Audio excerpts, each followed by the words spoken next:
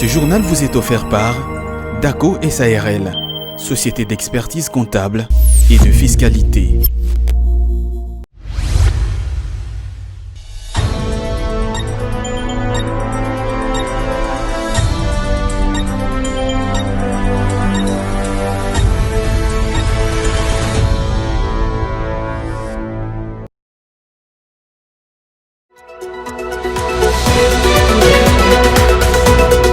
Des 0,13% à 0,16%, tel est le taux du rythme de la formation de prise intérieure d'une semaine à une autre. Une situation qui s'accompagne d'une légère dépréciation de la monnaie nationale sur le marché officiel.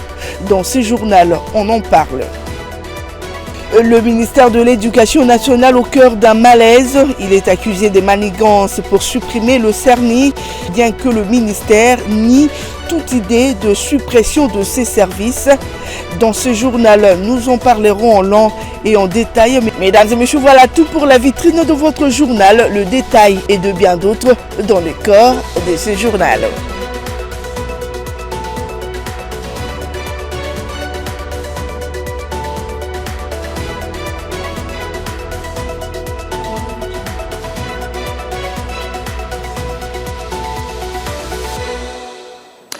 Ça a toujours été pour nous un plaisir pour vous informer, mesdames et messieurs. Bienvenue à cette édition. Vous devez savoir que le président de la République, Félix Tshisekedi, a inauguré la nouvelle aérogare modulaire de Kolwezi, la caserne des pompiers, ainsi que le changeur routier de Kolwezi. C'était lors d'une cérémonie organisée le mercredi 11 juin à l'aéroport de Kolwezi, en présence de plusieurs personnalités du pays, notamment la première ministre Judith Suminwa et les membres de son gouvernement, y compris la gouverneure du Lualaba, Fifi Masuka.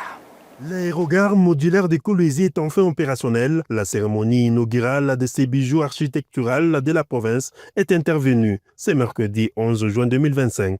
C'est le président de la République, Félix Antoine Tshisekedi Tshilombo, qui a personnellement coupé le ruban symbolique en présence de la première ministre, quelques membres de son gouvernement, du président de l'Assemblée provinciale du Lualaba, de la gouverneure Marie-Thérèse Masuka Saini, du directeur général de la Régie des voies aériennes, ainsi que d'autres personnalités du pays.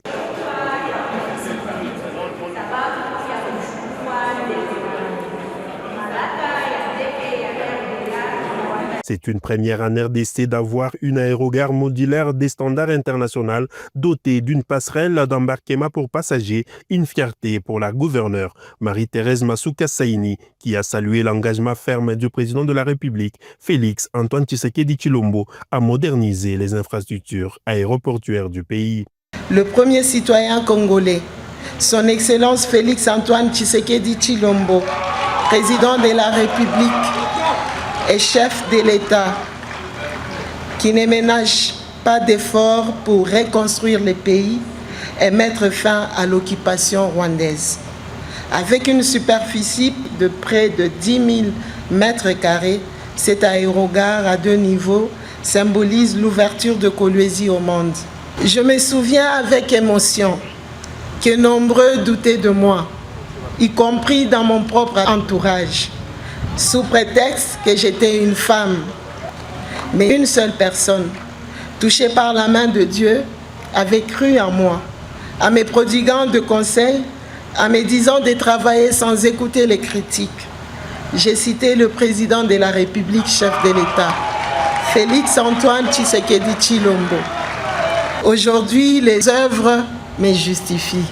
L'aéroport de Kolwezi est doté d'une caserne d'anti-incendie nouvellement construite. Les directeurs généraux des entreprises ayant exécuté les travaux ont remercié les chefs de l'État et la gouverneure pour avoir placé la confiance aux jeunes entrepreneurs locaux qui matérialisent avec succès ces projets. Le directeur général de la Régie des voies aériennes a quant à lui réaffirmé la volonté du président de la République à développer les réseaux aériens. L'ouverture de cette aérogare modulaire de Kolwezi va davantage booster l'économie de la province. Le vice-premier ministre, ministre de Transport et Voies de Communication, Jean-Pierre Mbemba Gombo, a d'abord rendu un vibrant hommage au chef de l'État, Félix Antoine Tshisekedi Tshilombo, avant de saluer la gestion et le leadership de la gouverneure Marie-Thérèse Masuka Saini, qui se traduisent par la concrétisation des projets. Le VPM de Transport et Voies de Communication a sollicité une homologation urgente de l'aéroport de Kolwezi pour qu'il soit international. À la suite du programme de développement local des 145 territoires, Son Excellence M. Félix Antoine Tshisekedi Tshilombo, président de la République, chef de l'État, avait pris l'engagement, dans sa vision de développement et de désenclavement du pays, de relier l'ensemble du territoire national, notamment par les aéroports. Ce terminal est un symbole de la détermination de notre chef de l'État à offrir des infrastructures de qualité à notre population et à tous ceux qui visitent notre pays. Ici est l'occasion de féliciter Madame Fifi Masuka Saini, gouverneure de la province du Lualaba, dont le leadership et la détermination permettent la matérialisation de la vision du chef de l'État dans la modernisation de sa province et dont les 7 aérogares en constituent une illustration pour la postérité. Allocution finie, place à la coupure des ribbons symboliques par le président de la République, Félix Antoine Tshisekedi Tshilombo. D'abord, c'est l'aérogare modulaire de Kolwezi qui a été inauguré en premier, suivi de la caserne d'anti-incendie, puis l'échangeur routier de Kolwezi qui vient d'être livré aux usagers. Le président de la République s'est montré satisfait de la qualité de ces ouvrages qui changent totalement l'image de la province du Lualaba. Poursuivant sa mission d'itinérance au Lualaba, le président Félix Tshisekedi a procédé le jeudi 12 juin à l'inauguration de l'Institut pédagogique de Kolwezi et du Centre de formation professionnelle de la Cité de la Commune. Ces ouvrages, construits sous financement propre du gouvernement provincial, visent à améliorer les conditions d'études de jeunes de la province. Suivez. Jeudi 11 juin 2025, cette journée restera gravée dans les annales de l'histoire du territoire de Muchacha qui a accueilli sur son sol les couples présidentiels en compagnie de la distinguée première dame, de quelques membres du gouvernement central et de la gouverneure Fifi Masuka Saini. Le président de la République Félix Tshisekedi est arrivé à l'orphelinat Denis Nyakeru Tshisekedi dans l'agglomération de Musompo. Les enfants de ces centres d'hébergement étaient débordés de joie de voir la haute autorité du pays communier avec les démunis, ce qui témoigne de son ferme engagement à œuvrer pour la réinsertion des enfants en rupture familiale et d'autres affaiblis. Chef de l'État et cher papa, nous enfants de l'orphelinat Maman Denis Nyakeru Tshisekedi sommes très heureux de vous recevoir dans ces beaux cadres familiales. Nous vous souhaitons un agréable séjour au Lualaba où Maman Fifi Masuka exécute fidèlement votre vision. En cette occasion, nous remercions encore Maman Denis Nyakeru Tshisekedi pour son affaire ça pour nous. Car grâce à cet orphelinat, nous sommes partis de la rue et aujourd'hui nous racontons les premiers citoyens congolais. Soyez les bienvenus dans notre foyer. Que vive la République démocratique du Congo. Que Dieu vous bénisse. Merci, papa. Des chants ont été entonnés en son honneur.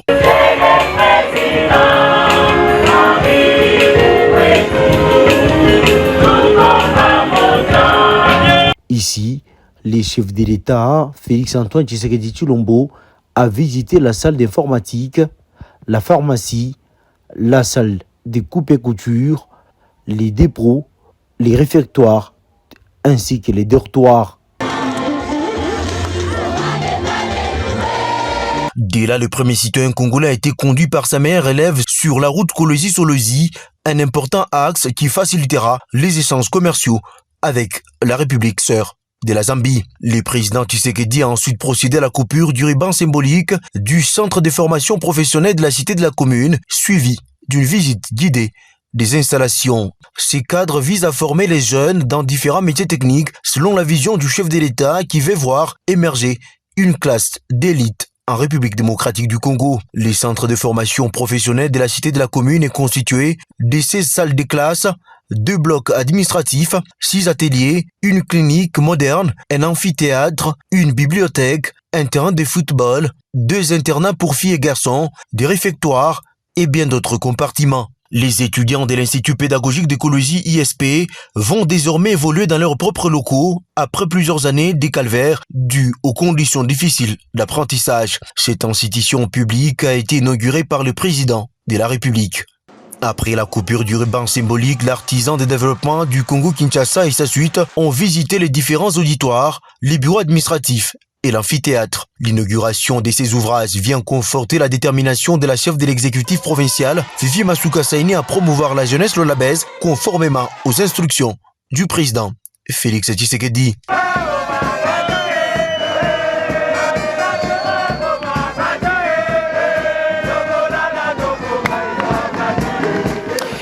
Des retours à Kinshasa, direction la Chambre haute du Parlement. Au total, 8 projets de loi de ratification, dont 7 accords et une convention de financement d'un montant global de plus de 10 milliards de dollars américains ont été adoptés au Sénat après examen au cours de la plénière présidée par Jean-Michel Samalukonde le jeudi 12 juin.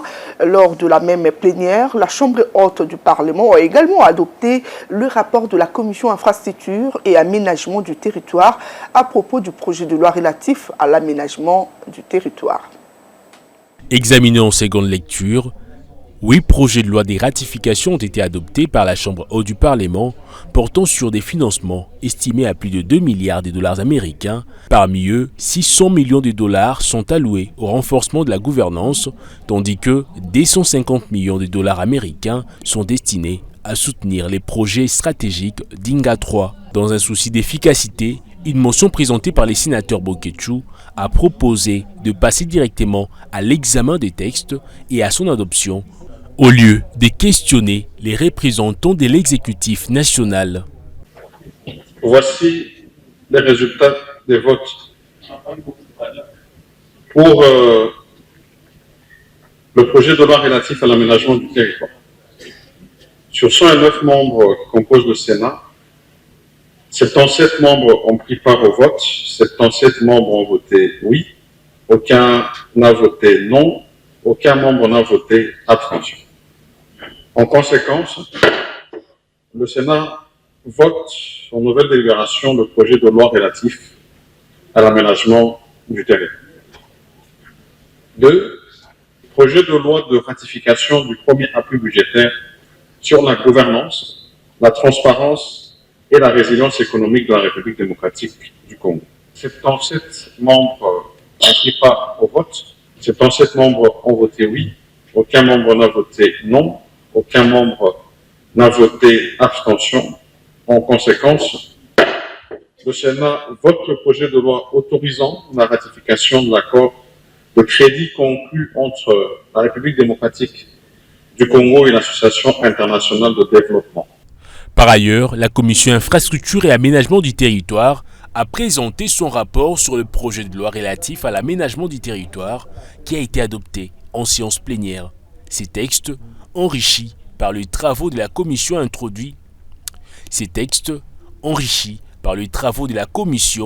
introduits des ajustements significatifs au projet initial soumis par l'Assemblée nationale.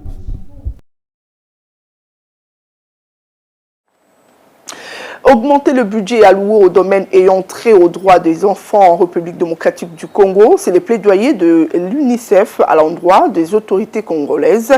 Le représentant de Fonds des Nations Unies pour l'enfance en RDC, John Agbor, a échangé le jeudi 12 juin avec le président de l'Assemblée nationale sur cette question. Suivez.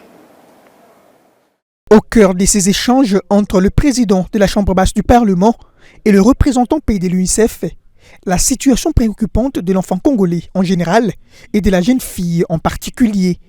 De ces constats, John Agbor a sollicité l'implication de Vital Kamerhe en tant que président de la Chambre des représentants du peuple dans l'accompagnement du gouvernement au moyen notamment d'une législation en faveur du droit de l'enfant. Question de concrétiser les différents traités internationaux que la République démocratique du Congo a ratifiés. Mais surtout, il a plaidé pour l'augmentation du budget alloué au domaine ayant trait aux droits de l'enfant, à savoir l'éducation et la santé. Oui, UNICEF, on travaille très étroitement avec deux commissions très importantes au niveau de l'Assemblée nationale. L'idée pour nous, c'est de voir comment est-ce qu'on peut travailler avec l'Assemblée pour tout ce qui est législation et budgétisation en faveur des droits des enfants. On a échangé, on a dégagé quelques pistes de collaboration. Plaidoyer entendu, cette collaboration pour le speaker de la Chambre basse du Parlement tombe à point nommé, car la RDC est victime d'une guerre d'agression rwandaise, situation qui aggrave les conditions de vie précaires des enfants et des jeunes au pays. Dans le reste de l'actualité, l'Union européenne reste engagée à soutenir les initiatives de paix et de développement en République démocratique du Congo. C'est ce qu'a fait entendre le chargé d'affaires intérimaire de la délégation de l'Union européenne en RDC à l'issue de son entrevue avec le président de la Chambre basse du Parlement.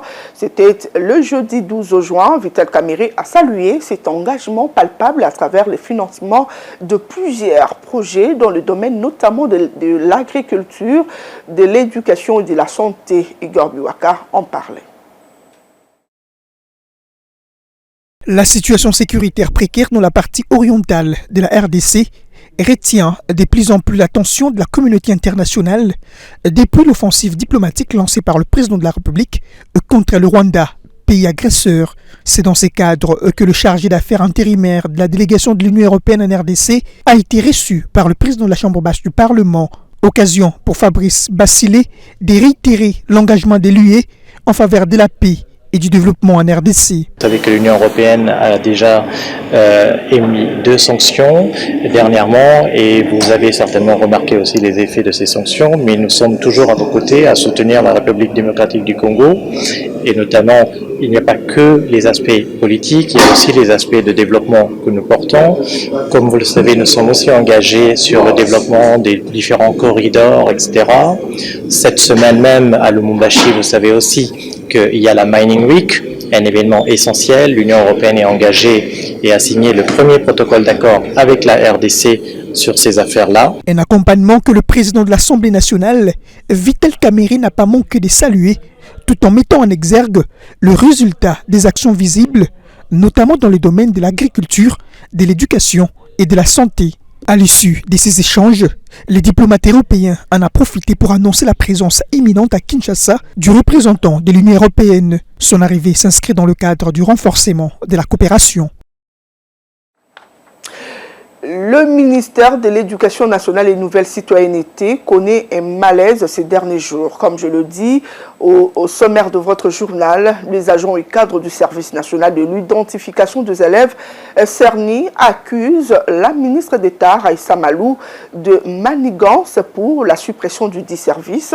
Le jeudi 12 juin, un communiqué du ministère a été rendu public dans le but d'apaiser les esprits à la suite d'une manifestation des colères organisée en début de semaine. Bien que le ministère nie toute idée de suppression de ces services, il évoque quand même une restructuration profonde prochaine qui pourrait conduire à la réduction du nombre du personnel. Suivez ces récits. Dans la matinée, alors que le soleil s'est pointé déjà, la marche a débuté à l'Institut de la Gombe. Direction, cabinet de la ministre d'État. C'était en début de semaine. Ces agents et cadres du service national de l'identification des élèves CERNI contestent la réforme de la ministre d'État Raissa Malou qui voudrait selon eux supprimer ces services. Chemin faisant, le manifestant scande leur mécontentement.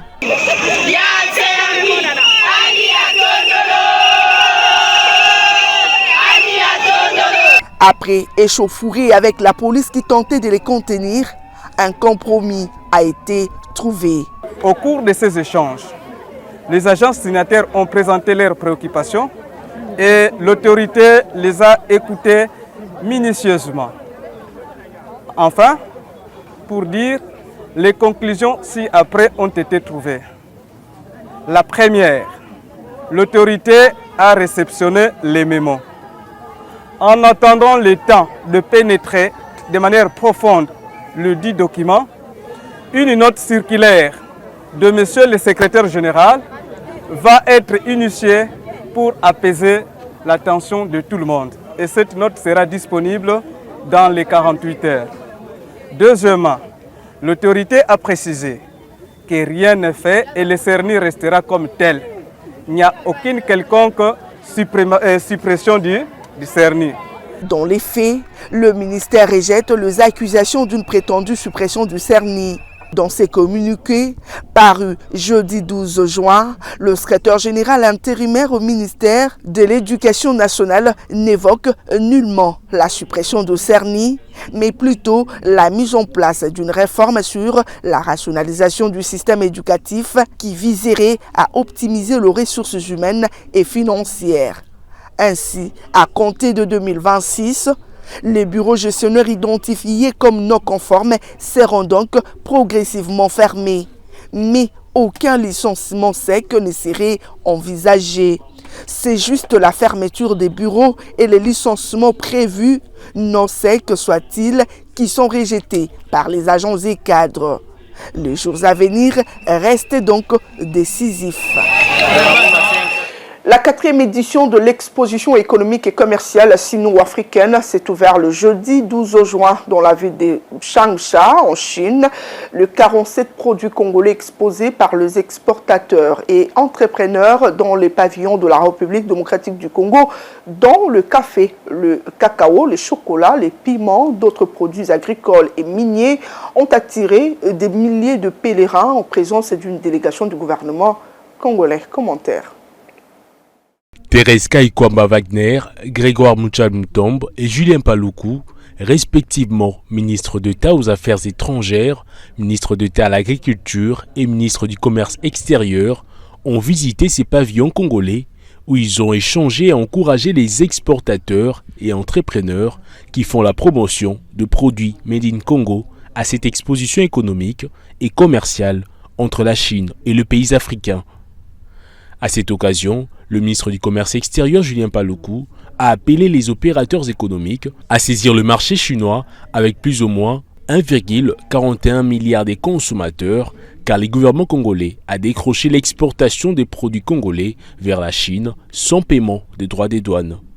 Juste après, le ministre de l'Agriculture et celui du Commerce extérieur ont été reçus par les autorités de la province chinoise de Guangxi, voisine de Yunnan. Sur place, ces membres du gouvernement Judith Suminwa, dépêchés par le président de la République, ont décroché une série de partenariats dans les domaines du commerce extérieur, de l'agriculture, de la santé et de la formation professionnelle. Grâce à cette diplomatie commerciale et économique, cette province chinoise s'est engagée à appuyer la modernisation de l'Office congolais des contrôles OCC et de l'Office national de produits agricoles du Congo, ONAPAC, pour la certification des produits congolais dans le cadre du respect des normes et à mettre en contribution sa technologie agricole pour booster l'agriculture en RDC en commençant par l'espace Grand Kassai avec l'ouverture de son bureau à Kinshasa dans les jours qui suivent, mais aussi contribuer à faciliter l'octroi de visas en faveur des opérateurs économiques congolais et augmenter le nombre de bourses dans les domaines techniques au profit des étudiants congolais. Côté RDC, un attaché commercial sera nommé dans un bref délai pour consolider cette coopération, d'où une commission mixte composée des experts de deux parties a été mise sur pied pour élaborer les chronogrammes des activités. Pendant ces temps à Kinshasa, les jeunes entrepreneurs congolais ont été sensibilisés mercredi dernier lors d'un atelier de vulgarisation du projet Vijana, un programme ambitieux, fruit du partenariat de l'ANADEC et FOGEC dédié au financement de projets industriels portés par la jeunesse congolaise. Objectif, financer les jeunes âgés de 18 à 35 ans, porteurs de projets agri-industriels avec une enveloppe globale dépassant les 2 millions de dollars américains. C'est ici à la maison de l'entrepreneuriat que le directeur général à l'intérim de l'ANADEC, Matimo Boyaï, a rencontré les jeunes entrepreneurs dans le cadre d'une grande séance de sensibilisation à propos du projet Vijana. Ces programmes ambitieux, fruit d'un partenariat stratégique entre le FPI et le FOGEC, coordonné par le ministre de l'Industrie et Développement des PME. Le projet Vijana se veut une réponse concrète aux défis de l'autonomisation économique des jeunes et à la relance de la production nationale. Ici à la maison d'entrepreneuriat, nous avons reçu une centaine d'entrepreneurs qui respectent les exigences de ces projets. Nous allons les accompagner et depuis quelques jours, nous avons demandé aux provinces, parce que l'ANADEC est dans une vingtaine de provinces, nous les avons demandé de faire les mêmes diagnostics. Donc progressivement, nous allons accompagner au-delà de 100 personnes, parce que toutes les provinces sont mobilisées pour matérialiser ces projets voulu et attendu par son Excellence, Monsieur le ministre de l'Industrie. Après avoir été informés de critères de participation et des opportunités offertes, ces jeunes entrepreneurs se sont dit impressionnés. Ils ont par ailleurs invité les jeunes à se missionner massivement pour ne pas rater cette opportunité inédite. Après, moi, je dis que c'est vraiment une porte de sortie pour moi, surtout, parce que cela vient appuyer au fait, parce que c'est très difficile de pouvoir recevoir en ce moment des crédits. Mais le projet Vijana vient nous donner au fait un moyen de sortie. Alors, je demanderai à tous ceux-là qui hésitent d'approcher les structures d'accompagnement, entre autres ANADEC, et ils seront vraiment conduits dans de très bonnes conditions pour qu'ils puissent avoir les gains de cause. Le projet Vijana est bien plus qu'une promesse, il est plutôt un levier concret pour construire l'avenir entrepreneurial de la jeunesse congolaise. Léger frémissement de l'inflation à la première semaine du mois de juin. Le taux rythme de formation de prix intérieur est passé d'une semaine à une autre de 0,13% à 0,16%, situation qui s'accompagne d'une légère dépréciation de la monnaie nationale sur le marché officiel. Le détail en images et commentaires. Le rythme de formation de prix intérieur s'est accéléré en République démocratique du Congo à la première semaine du mois de juin. Le taux d'inflation hebdomadaire passe désormais de 0,13 à 0,16%. En termes des contributions, cette légère hausse explique la Banque centrale du Congo à travers sa note hebdomadaire et tirée par l'évolution de l'indice de la fonction des consommations, produits alimentaires et boissons non alcoolisés. Cette fonction est la plus prépondérante avec 41,11%. Au regard de toutes ces fluctuations, le taux d'inflation au cumul annuel ressort à 3,76% contre 6,39% comparativement à la même période de 2024. Cela atteste les efforts continus de la désinflation tels que projetés à la fin de cette année. À cet effet, il convient de signaler que le taux d'inflation moyen est ramené à 8,8% dans la loi des finances rectificatives contre 10,3% initialement prévu. D'après le même document de la Banque centrale du Congo, ce léger fléchissement de l'inflation s'accompagne de la légère dépréciation de la monnaie nationale à l'officiel. Il s'agit d'une perte monétaire de 0,28% pour s'établir à 2864,85 francs congolais pour $1 américain. Par ailleurs, sur le marché parallèle, la devise nationale s'est appréciée de 0,07% pour se fixer à 2863,36 francs congolais pour $1 américain. Pour rappel, le niveau de réserves internationales s'est établi à 6,7 milliards de dollars américains au 4 juin, représentant une couverture de 2,6 mois d'importation de biens et de services. À place à présent à la revue de presse dans une sélection et commentaires signés Jonathan Bakele.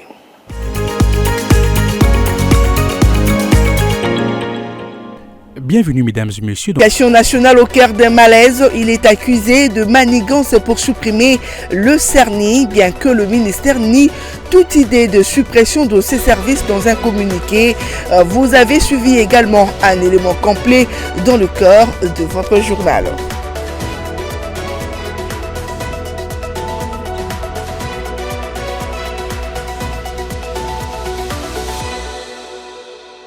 C'est ces rappels de titres qui bouclent complètement cette édition sur